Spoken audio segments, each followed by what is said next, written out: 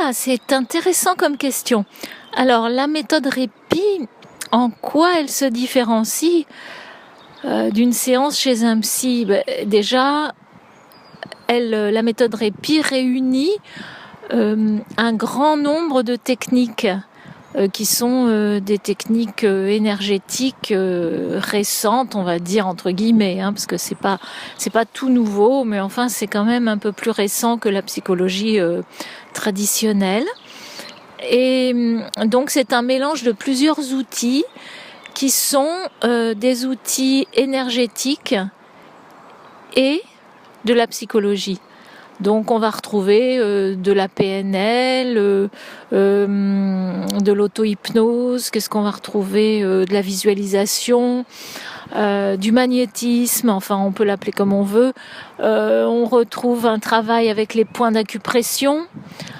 Voilà, en fait c'est une méthode globale qui agit aussi bien sur le mental, la pensée, les croyances, et que sur l'émotion et sur le corps.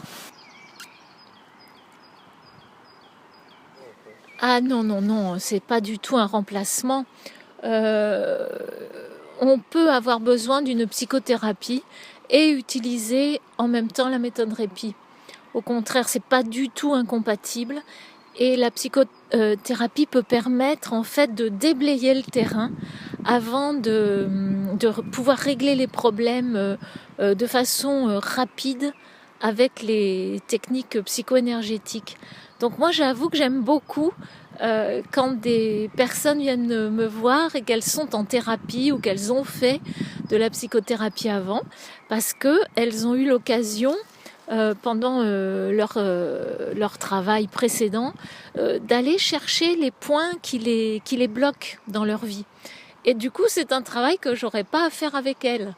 Et on pourra attaquer directement en utilisant les outils modernes, entre guillemets, donc la PNL, la visualisation, l'auto-hypnose, etc., pour tout de suite dégager le problème et s'en sortir.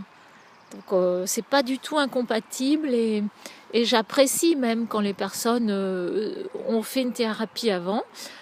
Ceci dit, ça n'est pas obligatoire. On peut très bien utiliser la méthode répit sans avoir fait de thérapie avec un psychologue ou un psychiatre ou voilà une analyse ou autre.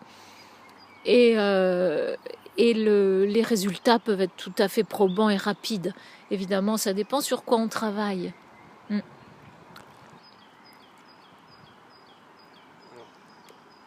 Oui. Oui. Ah bah oui, ça traite rapidement. On peut dire qu'entre 1 à 5 séances, on a réglé les problèmes. Pourquoi ? Parce que on ne se contente pas de repérer d'où vient le problème et de l'analyser.